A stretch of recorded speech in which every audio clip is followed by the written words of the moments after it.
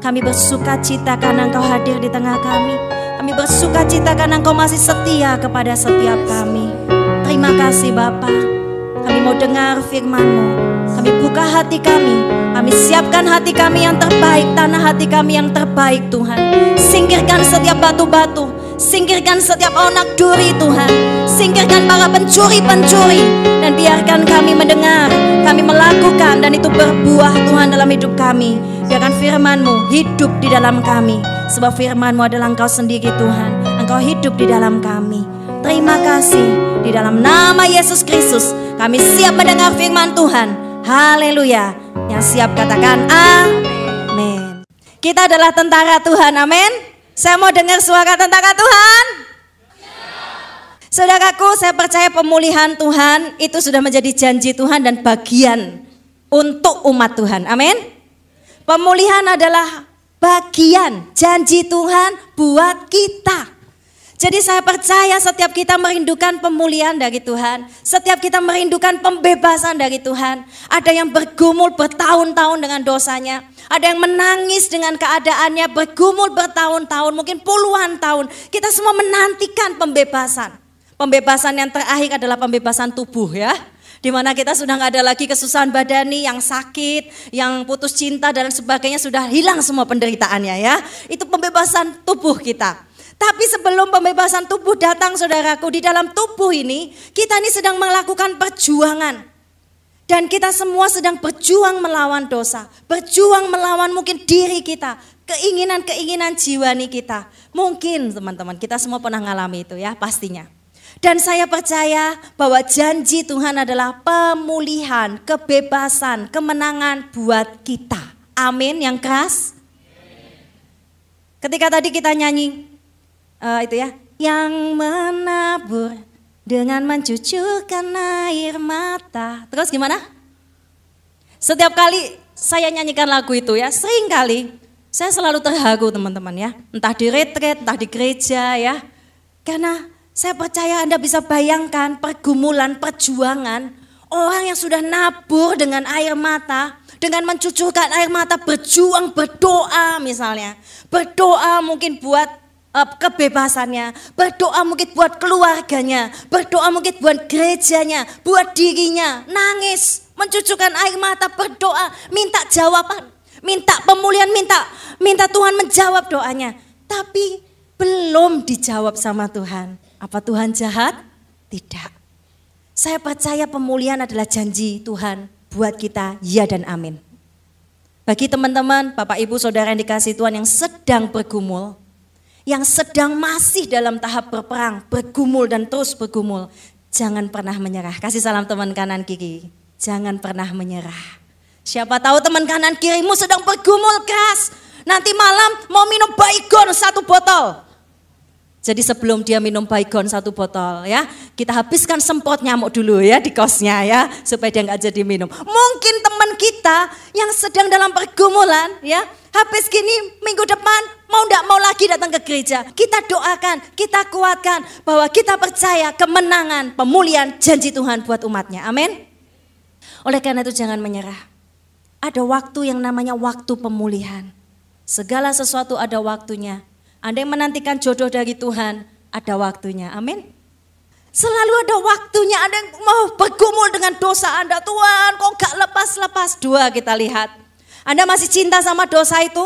Masih, ya sudah ya. Tapi kalau Anda sudah gak cinta sama dosa itu, Anda mau buang sungguh-sungguh, saya percaya Tuhan Yesus akan melepaskan kita. Karena itu janji bagian buat orang percaya. Oleh karena itu teman-teman, kita adalah domba-dombanya Tuhan. Ini yang akan saya bahas ya. Bagaimana kita menjadi domba-dombanya Tuhan. Ada 2 sisi ya di dalam kehidupan kita. Yang pertama, kita ini adalah dombanya Tuhan. Yang kedua, Tuhan juga bilang bahwa kepada kita semua, Tuhan bilang gembalakan domba-dombaku. Berarti aku domba atau gembala dong? Halo kakak-kakak rohani, kalian semua, saya, kita ini adalah gembala juga, menggembalakan orang lain, memimpin keluarga kita, memimpin anak-anak kita, memimpin adik-adik kita. Kita adalah gembala jiwa. Gembala itu enak. Siapa yang mau jadi domba angkat tangan? Jadi saya kasih tahu bahwa kita ini adalah domba dan gembala. Jadi hari ini baik Anda gembala Rekom atau domba yang kecil, yang baru atau lama, saya nggak pilih kasih. Firman Tuhan hari ini adalah untuk kita semuanya. Pada zaman Palestina zaman dahulu teman-teman ya, domba itu dianggap sebagai sebuah harta yang sangat berharga. Ya, domba itu adalah binatang jinak dan bersih. Dia adalah hewan yang sangat berharga pada zamannya. Sampai sekarang juga ya, mungkin daging domba mahal atau enggak saya enggak tahu. Ada yang pernah makan daging domba? Enak? Mahal? Mahal?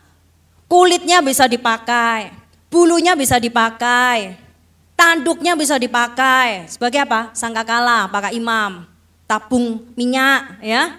Kemudian wajahnya lucu bisa dipakai ya. Karena lucu mungkin jadi topeng gitu ya. Dagingnya apalagi empuk, enak, penuh lemak ya kan. Enak sehingga makanya itu dipersembahkan kepada Tuhan. Yang punya semakin banyak domba, maka dia disebut sebagai orang yang makmur, orang yang kaya. Nah teman-teman dikasih Tuhan sepanjang Alkitab dari perjanjian lama sampai perjanjian baru, banyak sekali saya sebutkan ada 200 lebih kali Tuhan itu ngomong tentang gembala. Tuhan tuh ngomong tentang menggembalakan. Lalu sebutan gembala pertama kali, ada yang tahu angkat tangan siapa sebutan pertama kali disebutkan di Alkitab? Di mana? Kejadian? Siapa gembala pertama kali? Pinter. Gembala yang pertama kali adalah Habel. Betul, Habel disebutkan pertama kali sebagai gembala sehingga kemudian pada waktu itu sepanjang perjalanan Israel Tuhan berkali-kali menegur para imam, para pemuka agama, para raja yang pada waktu itu yang seharusnya mereka berlaku sebagai gembala bagi rakyat Israel. Tapi Tuhan tegur, Tuhan marah sekali kepada mereka karena mereka tidak berlaku sebagai gembala buat bangsa Israel. Kenapa? Gembala adalah seorang yang mengayomi, yang menjaga, yang menuntun. Tetapi pada kenyataannya ternyata pada waktu itu raja-raja pemuka agama mereka korupsi. Mereka melakukan penyembahan berhala. Mereka menyesatkan seluruh rakyat. Mereka membiarkan rakyat berserakan. Mau sembah siapa saja boleh. Dewa matahari, oh terserah sembah enggak apa-apa. Sesat. Oleh karena itu Tuhan menegur dengan sangat marah ketika bicara tentang gembala. Coba kita lihat. Lalu kemudian di perjanjian baru Yohanes 10, ini kita buka dulu. Di Yohanes 10, setelah Tuhan tegur tentang banyak gembala, Tuhan bicara tentang gembala, menggembalakan. Datanglah si gembala agung. Yaitu kita semua sudah kenal. Siapa? Tuhan Yesus kita tercinta ya. Yohanes pasal 10, di situ dikatakan, ayo kita baca sama-sama. Ayat 1 sudah ditampilkan. Yohanes 10 ayat 1. Aku berkata kepadamu, sesungguhnya siapa yang masuk ke dalam kandang domba dengan tidak melalui pintu, tetapi dengan memanjat tembok, dia adalah seorang. Dan ayat 2 tolong dibacakan. Tetapi terus dan ia memanggil domba-dombanya masing-masing menurut namanya dan menuntunnya keluar. Jadi pada zaman dahulu mereka itu ketika punya domba supaya dombanya itu tidak ketukar ya, ada penggembalaan satu, penggembalaan lain dengan gembala yang beda-beda. Dombanya itu diberi nama. Michael datang. Namanya diberi satu-satu. Supaya apa? Mereka kenal. Lalu kalau Tuhan bilang, aku ini pintu. Kalau ada gembala atau siapapun kepada domba tapi tidak lewat pintu, maka hati-hati. Itu bukan gembala, tapi apa tadi? Pencuri atau perampok. Jadi teman-teman, tidak semua yang menggembalakan, yang kelihatannya menggembalakan domba itu adalah gembala. Ternyata Tuhan bilang syarat yang pertama adalah dia harus lewat pintu. Dan pintu itu adalah Yesus sendiri. Jadi kalau tidak melalui Yesus, maka itu adalah perampok. Teman-teman, di akhir zaman ini atau bahkan di zaman dulu pun sudah begitu banyak di perjanjian lama, perjanjian baru Tuhan tegur. Ada gembala-gembala pandir atau gembala-gembala palsu, orang upahan yang sebetulnya bukan gembala. Mereka ingin mencari keuntungan diri sendiri. Mereka ingin mencari keuntungan dari dombanya, tidak mencintai dombanya. Sehingga rakyat berserakan, domba berserakan dan dimakan oleh serigala, dimangsa oleh iblis. Oleh karena itu Tuhan berkata, aku ini loh gembala yang baik. Tuhan itu ingin memberikan contoh kepada kita dan Tuhan bilang begini, domba ya itu dipanggil. Lalu coba ayat yang keempat, jika semua dombanya telah dibawa keluar, ia berjalan di depan mereka. Jadi pada waktu itu penggembalaan bukan gembala yang di belakang ya, tapi gembala yang di depan. Lalu domba-domba itu mengikuti dia karena mereka mengenal suaranya. Tetapi seorang asing pasti tidak mereka ikuti, malah mereka lari daripadanya karena suara orang asing tidak mereka kenal. Teman-teman, kalau kita mengaku saya adalah dombanya Tuhan, maka kita harus belajar kenal suara gembala kita. Kalau Anda di tempat ini Anda kenal suara saya, Anda kenal walaupun Anda nggak melihat saya, Anda tahu. Demikian juga ketika kita mungkin tidak bisa lihat Tuhan. Kita memang tidak bisa lihat Tuhan secara fisik. Tapi kita harus bisa mengenal suaranya. Kalau tidak teman-teman, yang terjadi adalah pencuri dan perampok yang sepertinya adalah gembala tadi akan masuk dan mencuri domba-domba. Akan menggembalakan domba. Inilah bicara tentang ajaran-ajaran nabi-nabi palsu, pengajar-pengajar palsu yang sebetulnya mereka bukan gembala tetapi pencuri. Tuhan bilang domba dan gembala itu saling mengenal, ada sebuah hubungan. Gembala kenal dombanya satu-satu. Oh, yang agak gemuk kakinya begini ini namanya Christian. Oh, yang lucu yang ini, oh itu Kesia. Ya, oh yang cantik, yang ini, dia kenal nama satu persatu dombanya. Ya, demikian juga domba kenal kehadap gembalanya. Teman-teman, apa sih maksudnya? Kita ini harus dengan Tuhan. Demikian juga kita mungkin dengan gembala-gembala kita di muka. Kita ini harus dengan pemimpin-pemimpin kita. Kita ini perlu ada hubungan. Kalau dengan pemimpin-pemimpin rohani kita, kakak-kakak rohani, ibu ayah rohani, gembala sidang, tidak ada hubungan, tidak mengenal, maka yang terjadi apa? Kita akan mudah sekali curiga sama gembala kita. Kita juga akan mudah curiga sama Tuhan. Karena kita tuh enggak ngerti hatinya Tuhan. Ketika dibawa ke padang, aku kok dibawa ke padang? Ketika kita dibawa ke sungai, kok aku dibawa ke sungai? Kita ngomel, kita enggak ngerti hatinya Tuhan. Demikian juga dengan pemimpin kita.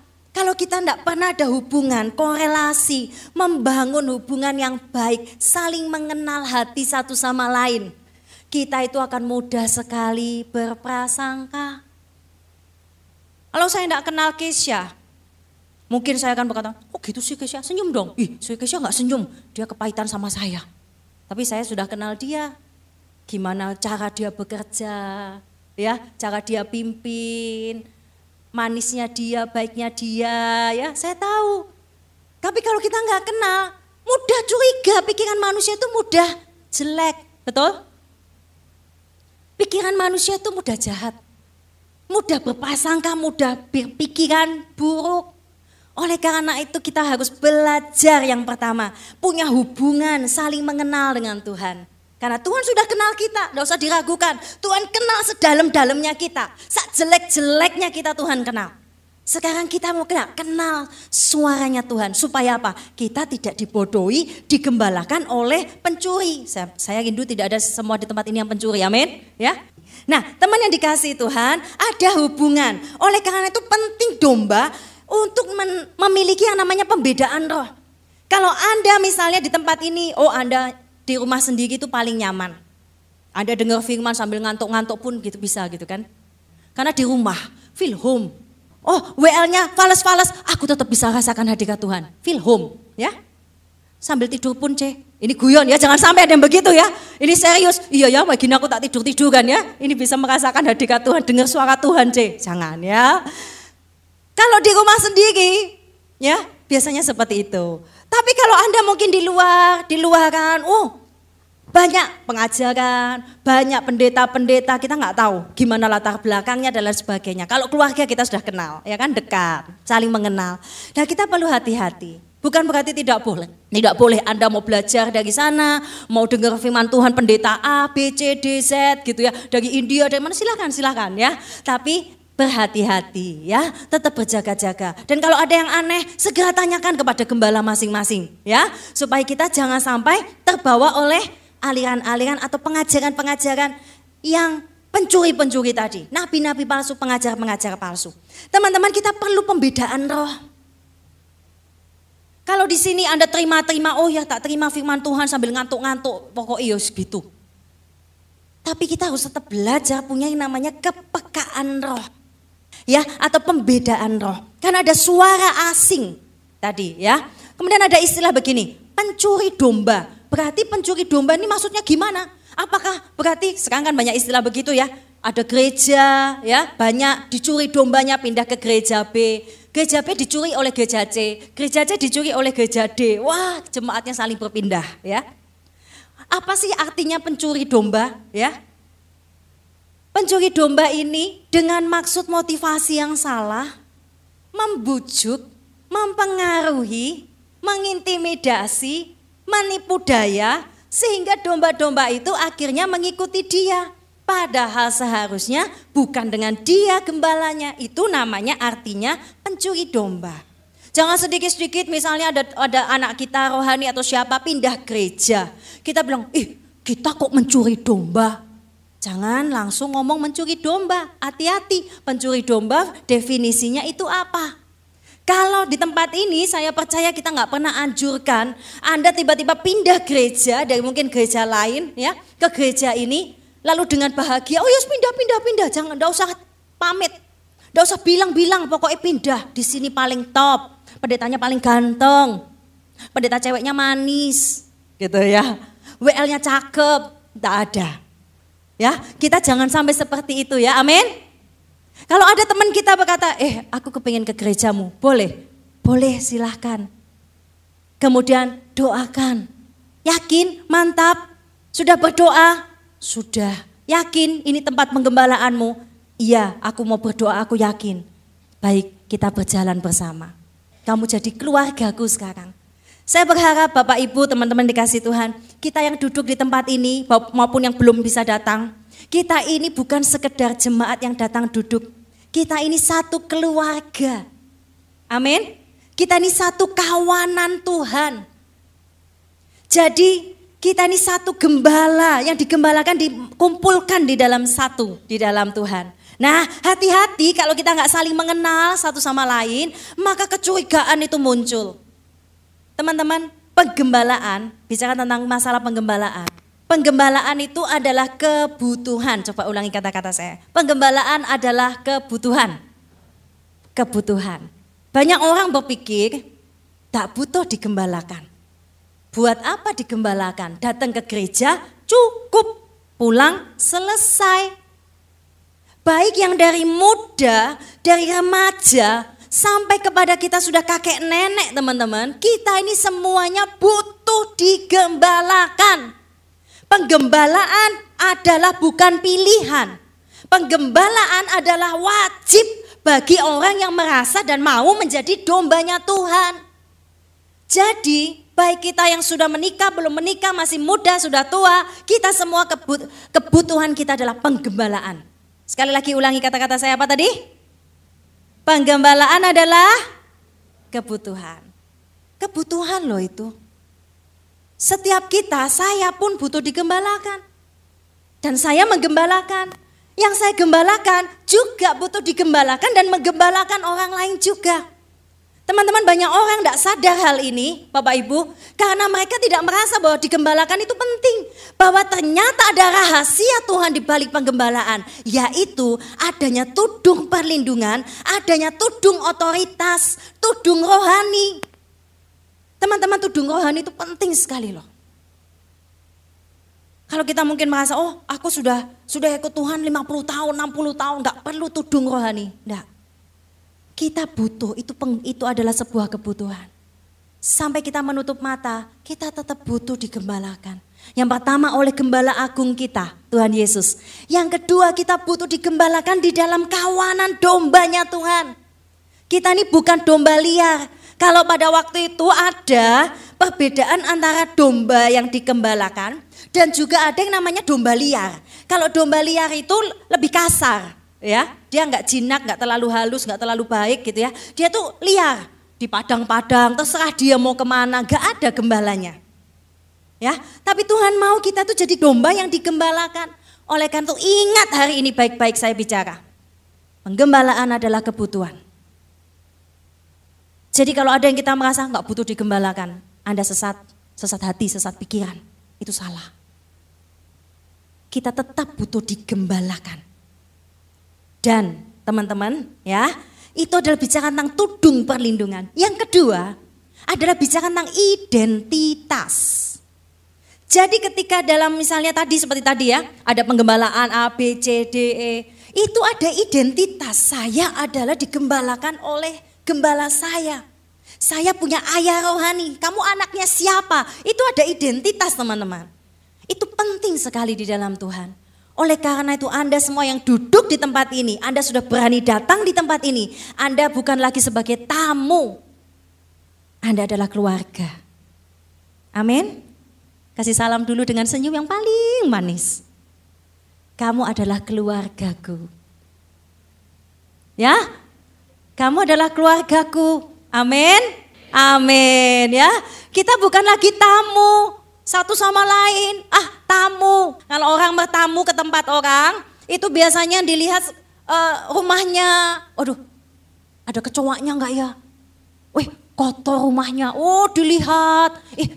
Bunganya miring. Gak ada makanan, gak ada camilan, gak ada minuman. Gitu ya. Itu kalau Anda tamu. Tapi ketika Anda dalam satu kawanan kita keluarga, beda reaksi kita.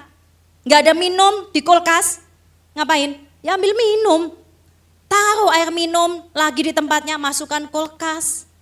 Ada yang salah dengan rumah kita akan merasa terbeban, kita akan merasa juga sedih kalau ada sesuatu. Kalau ada saudara kita menderita, kata firman Tuhan, satu tubuh menderita, kita ikut sedih.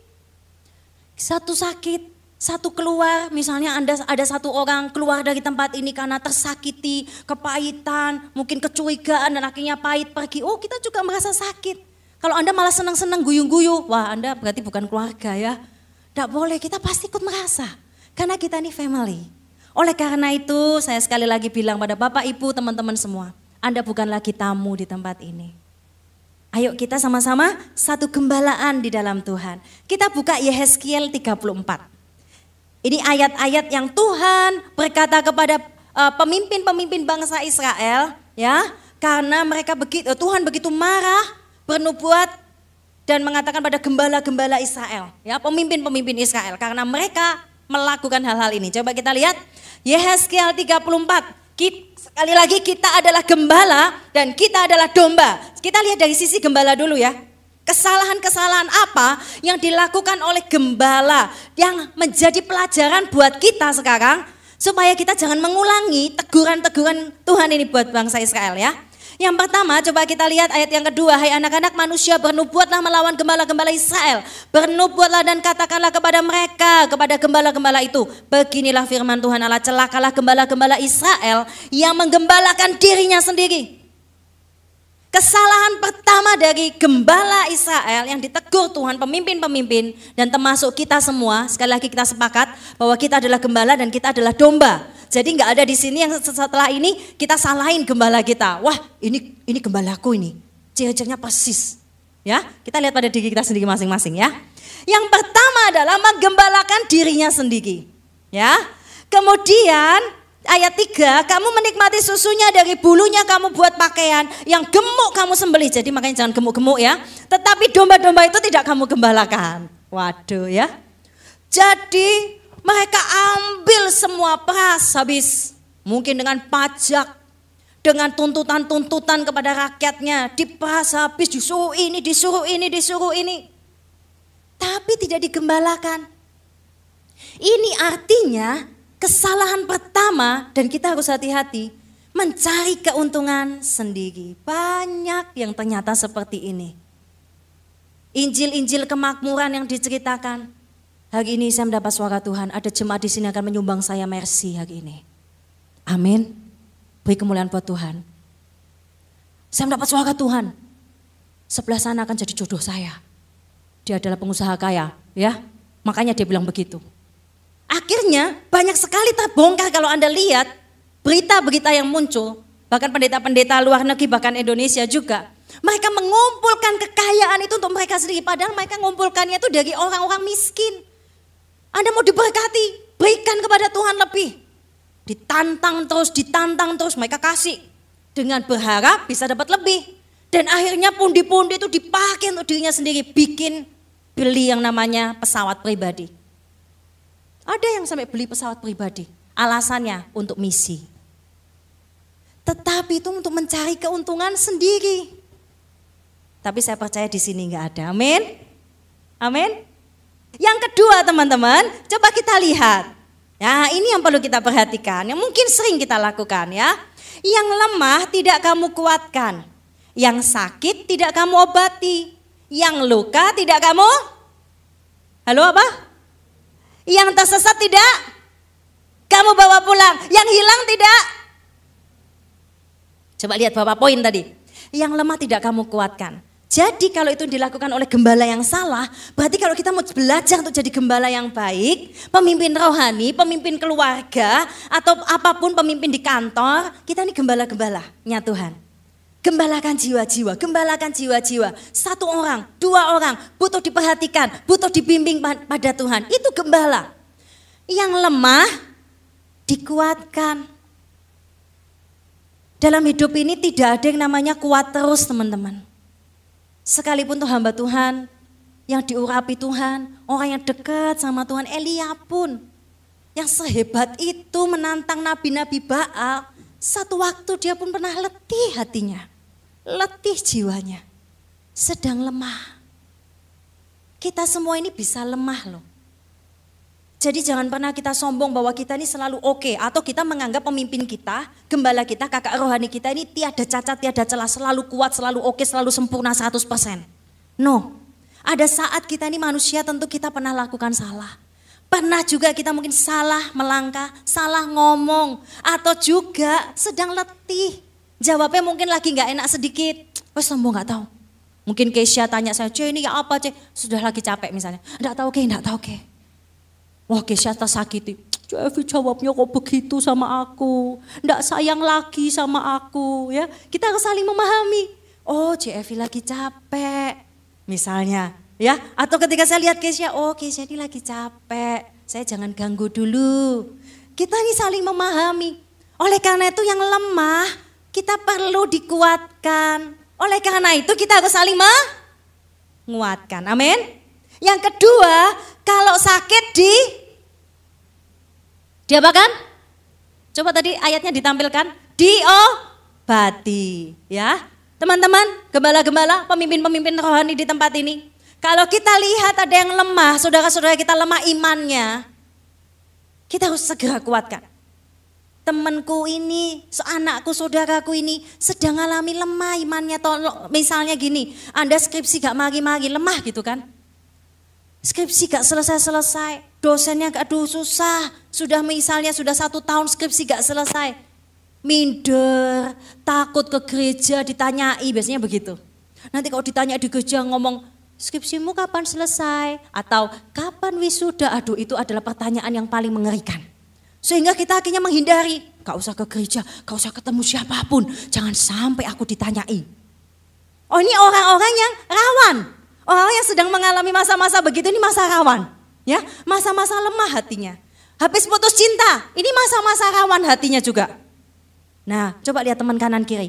Mana ini? Skripsi yang gak mari-mari siapa gitu ya. Siapa yang lemah imannya, yang lemah hatinya ya. Habis putus cinta atau ditolak berapa kali. Nah itu perlu kita kuatkan. Amin. Kita perlu menguatkan dia. Kalau kita enggak peka dengan kebutuhan saudara kita yang terdekat sama kita, sahabat kita sendiri. Kadang gini loh, gembala Rekom aja itu mungkin gak sedekat Anda loh. Anda tuh misalnya Billy sama Andi, deket tahu segalanya, cerita semuanya. Tapi belum tentu dia cerita sama gembalanya. Jadi kita semuanya ini harus saling menggembalakan, menjaga begitu ya, menjaga domba satu sama lain. Menjaga teman-teman kita. Yang luka, yang sakit diobati. Ya. Sakit di sini adalah sakit segala macam ya. Sakit, mungkin sakit hati, sakit pikiran, sakit jiwa ya. Kita perlu untuk saling mengobati ya. Yang luka dibalut ya. Yang tersesat dibawa pulang. Jadi ada orang-orang domba-domba di luar yang tidak pernah ikut ke gereja, yang sudah lama tidak ke gereja, itu domba-domba yang lagi jalan-jalan di luar, tidak ikut dalam gembalaan Tuhan. Itu perlu dibawa pulang kemana? Pulang ke gereja, ya, pulang ke rumah Tuhan, pulang ke gembalaannya Tuhan, ya. Jadi jemaat teman-teman yang dikasih Tuhan, lihat, searching sekarang, mulai sekarang, pikir sambil dengar firman Tuhan, pikir. Siapa ya teman-teman kita yang sedang sakit, yang sedang terhilang, yang sedang terluka, yang sedang lemah, yang sedang tersesat, yang hilang, yang perlu dibawa pulang. Kalau kita berkata, nggak peduli, nggak usah lah lakukan itu tugas gembala sidang, itu tugas para full time kan sudah banyak. No, Anda bisa ditegur sama Tuhan. Karena kita tidak melakukan fungsi kita sebagai keluarga Tuhan. Pernah nggak Anda tiba-tiba teringat sama teman Anda, temanku ini nggak pernah ke gereja. Temanku yang dulu ini pernah ikut, sekarang males. Apa yang harus kita lakukan? Cuman ajak. Nggak usah banyak takut dulu, takut ditolak dan sebagainya, ini bukan nembak. Ya kan? Ajak. Besok minggu kejemput ya ke gerejaku. Gerejamu mana? Tak tunjukin ya rumahku, ya. Ajak mereka masuk. Kemudian kita lihat 1 Petrus 5. Kalau bicara tentang gembala sekarang, 1 Petrus 5 ayat 1-4 ini tentang Petrus ya.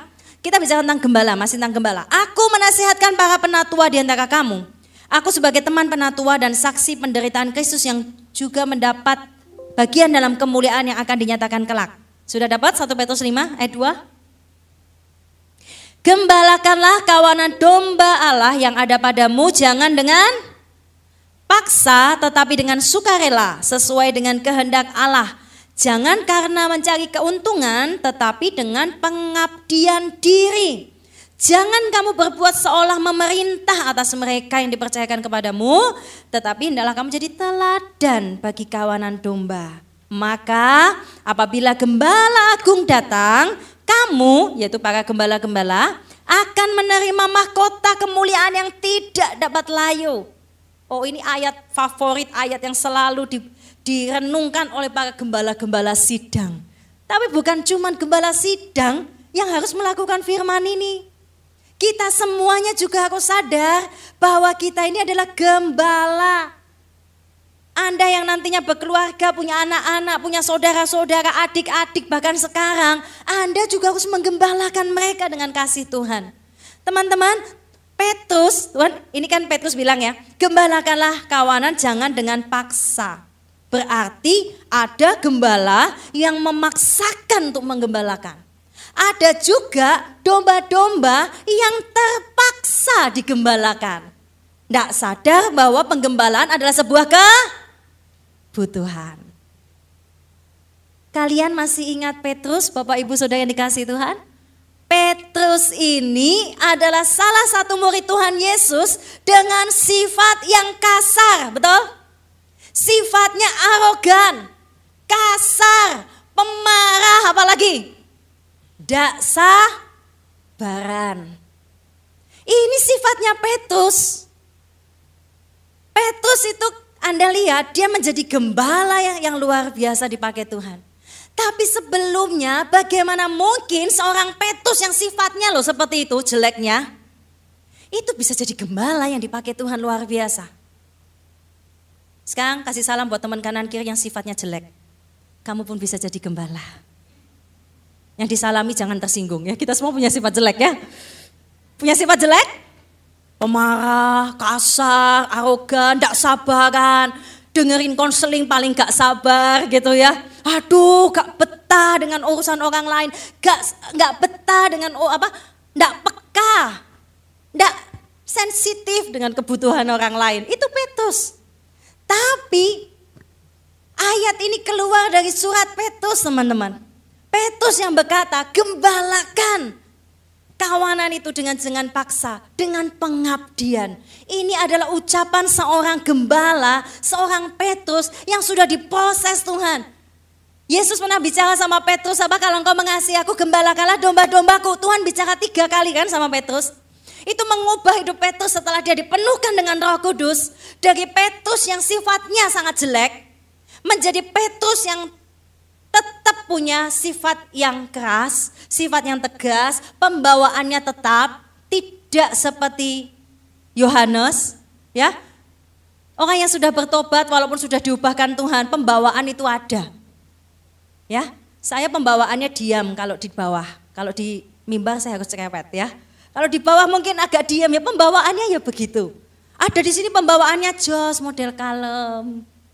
Setelah dipenuhkan Roh Kudus, jadi gembala, ya tetap pembawaannya begitu ya.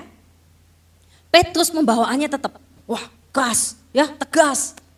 Gusa-gusu, pergi ke sana, mari mengijil gitu ya. Tapi dia memiliki hati gembala yang luar biasa loh. Dia memiliki hati bapa, hati ayah yang luar biasa. Teman-teman yang dikasih Tuhan, gak peduli sifat kita dulunya sejelek apapun, saya percaya Anda akan diberikan Tuhan, kalau Anda diproses Tuhan, memiliki hati seorang gembala, amin. Memiliki hati seorang ayah, memiliki hati seorang bapa. Pemulihan di akhir zaman Tuhan bilang, hati anak akan dikembalikan kepada bapa, bapa kepada anaknya. Ini adalah sebuah pemulihan hubungan yang luar biasa, yaitu hati bapa. Teman-teman yang dikasih Tuhan, oleh karena itu saya percaya kalau kita semuanya bisa dipakai Tuhan jadi gembala. Nah, Tuhan bilang begini, gembala pada zaman perjanjian lama, Tuhan dengan luar biasa. Karena mereka membiarkan dombanya itu berserakan, tidak mengumpulkan, membiarkan tersesat. Saya gak mau saya ditegur Tuhan. Saya gak mau kita semua jemaat ditegur Tuhan seperti itu. Tapi apa yang harus kita lakukan? Kumpulkan domba-domba yang terhilang. Siapa domba terhilang? Suamimu kah? Istrimu kah? Siapa domba terhilang? Anakmu, bisa. Kakek nenek kita, bisa. Bawa kepada Kristus teman-teman. Dari sisi domba, kita sekarang bicara dari sisi domba ya. Sisi domba, nah kita akan lihat dari sisi domba. Penggembalaan adalah kebutuhan semua domba. Banyak domba, sekarang tadi kita sudah bicara tentang gembala ya. Banyak domba itu tidak siap menjadi anak, tidak siap menjadi domba penggembalaan yang baik ya. Makanya dia atau kita tidak bisa menikmati yang namanya tudung rohani, perlindungan rohani, atau warisan-warisan rohani. Karena si domba tidak siap menjadi anak. Teman-teman, ketika saya baca-baca pelajaran tentang bagaimana menjadi ayah rohani, menjadi bapak, menjadi anak, ternyata penting sekali yang namanya hati anak. Kalau seringkali pemulihan kita bicara tentang hati bapak. Tapi ternyata hati anak itu penting. Banyak orang tidak sadar bahwa sesungguhnya dia itu anak itu mewarisi harusnya DNA dari ayah rohaninya. Anak itu mewarisi DNA dari gembalanya. Pertama, kita harus mewarisi DNA dari Bapa di surga. Amin. Gembala agung kita. Sifat-sifat ilahi dari Bapa kita di surga harusnya nurun ke anaknya. Kita kalau ada papa mama kita, ya, kita pastilah ada sifat anak pertama nurun sama mama, anak kedua sifatnya mirip dengan papanya, sifatnya mirip dengan engkongnya, sifatnya mirip dengan buyutnya kalau masih tahu sifat buyutnya ya, karena sifatnya mirip. Demikian juga kalau kita bilang kita ini dombanya Tuhan, anaknya Tuhan, kita ini pasti mewarisi DNA-nya Tuhan. Yang kedua, biasanya dalam satu penggembalaan itu akan memiliki spirit yang sama. Ini karena DNA-nya sama. Contoh, DNA dari tempat ini, spiritnya adalah bicara tentang revival. Maka spirit dari jemaat ini harus revival. Kalau spirit dari tempat ini adalah kekudusan, kita pasti juga akan ingin jadi kudus. Kalau spirit tempat ini adalah teologi kemakmuran, maka saya percaya Anda datang ke tempat ini gak pakai sandal jepit. Karena Anda akan malu. Kalau aku pakai sandal jepit, gak makmur namanya. Spirit dari sebuah tempat itu kelihatan. Itu karena DNA dari gembalanya. Kalau gembala kita, Pak Daniel ya, orang yang sederhana, teman-teman spiritnya akan nurun ke anak-anaknya. Kalau spirit kerendahan hati, saya percaya anak-anaknya juga akan belajar rendah hati. Gembalanya rajin, saya percaya anak-anaknya rajin, amin. Halo, anak-anaknya rajin? Ayo kita mulai benahi teman-teman. Saya percaya spirit satu penggembalaan itu ada ya. Nah kita, ini bukan kata saya belajar, ternyata itu ada seperti itu ya. Bagaimana hati anak yang pertama ya adalah peduli dan mengerti hati bapaknya. Yang kedua, tunduk pada otoritas. Oh sudah biasa, berarti kita harus tunduk, kita sudah tahu ini. Yang ketiga, tulus, mengerjakan bukan untuk upah, seperti anak sulung, anak bungsu. Mereka mengerjakan segala sesuatu bukan untuk upah sama bapaknya ya. Kemudian tidak mementingkan kepentingan diri, tapi kepentingan keluarganya, kepentingan bersama. Contoh, mau SOW, kepentingan bersama kan? Tapi aku ada jalan-jalan kemana? Ke supermall, ngapain? Janjian, penting? Enggak. Nah kalau gak penting kenapa enggak ikut SOW? Kadang kita gak ngerti skala prioritas kita. Mana yang untuk kepentingan bersama, kepentingan keluarga kita, kemajuan keluarga kita, buat visi Tuhan, dan mana kepentingan pribadi kita. Kita harus bisa bedakan loh teman-teman, amin. Kalau kita gak bisa bedakan prioritas kita, antar teman kemana? Makan, sakit tak? Enggak. Oh itu alasan, gak ke gereja, ya ampun. Kita gak ngerti skala prioritas. Ayo anak-anak muda, teman-teman, Bapak Ibu semuanya, kita belajar ya, tidak mementingkan kepentingan diri sendiri tapi kepentingan bersama. Tidak bersaing atau kompetisi dengan bapak rohaninya. Ternyata pelajaran ini ketika saya baca, ternyata banyak kasus anak-anak rohani itu kompetisi dengan pemimpinnya. Contoh, kompetisi dengan saya. Supaya saya lebih terkenal dari CFV gimana? Saya akan bikin album, bikin saingan. Kalau itu Miracle Worship, ini Amazing Worship gitu ya. Bikin saingan, penyanyi-penyanyinya, Jos, Yosep gitu ya. Jadikan penyanyi trio gitu ya. Laku paling laku ya. Ini namanya pingin bersaing. Lihat gembalanya.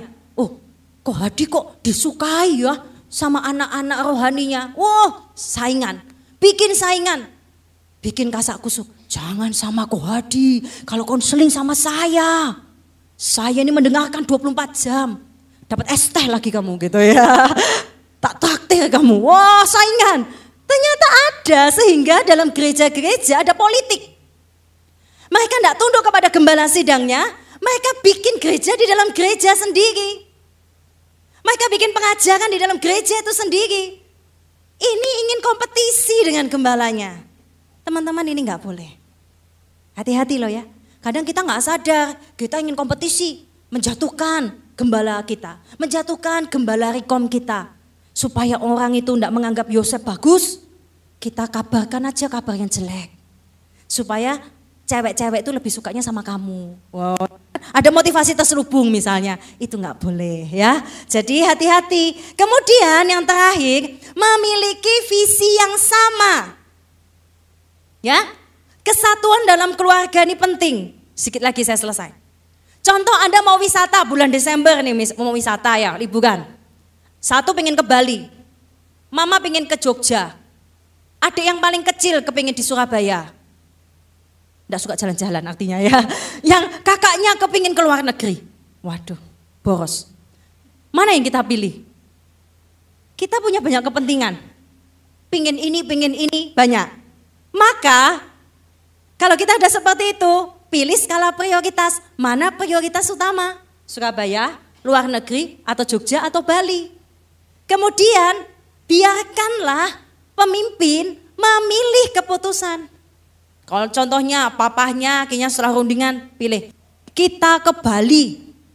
Maka yang milih Jogja dan mana tadi? Luar negeri dan milih Surabaya, jangan gelo hati.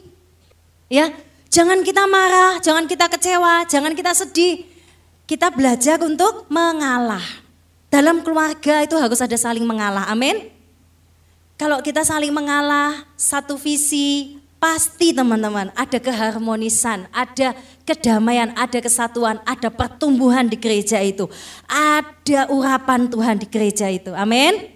Jadi kita hafalkan ini sama-sama. One spirit, one destiny, one agenda. Nah, one spirit, kita ini satu spirit, satu destiny, dan satu agenda. Artinya kalau kita punya agenda puasa, mari kita lakukan. Kita punya agenda SOW, mari kita lakukan. Kalau kita punya agenda jalan-jalan, mari kita lakukan. Ya, jadi ikuti agenda bersama. Miliki skala prioritas, ya. Nah, itu yang terakhir ya. Sudah sampai selesai. Inilah kesalahan yang sering dilakukan oleh domba ya. Yang pertama adalah meminta persetujuan kepada gembala dan bukan nasihat. Yang terakhir. Jadi seringkali kita itu cuma minta persetujuan sama pemimpin kita. Ko, boleh nggak aku sama ini? Kalau dibilang nggak boleh itu yo koyo piye gitu ya. Dibilang boleh kok yo kurang yakin. Terserah akhirnya jawaban yang paling aman kan. Tapi kita itu sebetulnya kepingin jawaban gembala kita itu adalah sesuai keinginan kita, yaitu jawab iya, yakin, pasti, amin selama-lamanya. Padahal tidak itu yang didapat. Oleh karena itu kadang gembala juga nggak tahu segalanya.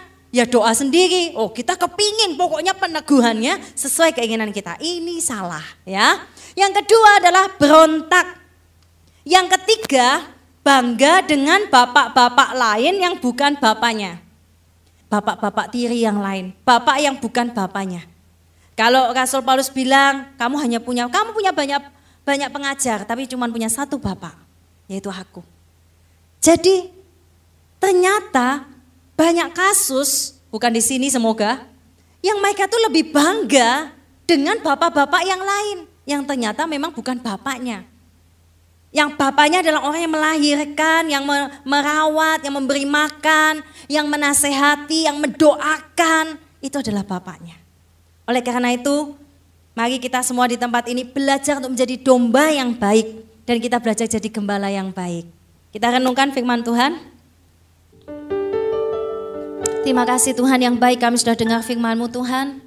Kami mau serahkan pemberitaan firman ke dalam tangan-Mu. Engkau yang berbicara kepada setiap kami seturut kebutuhan kami. Kau adalah gembala agung kami, gembala yang baik. Tuhan, kami belajar hari ini untuk menjadi domba. Kami belajar untuk menjadi gembala.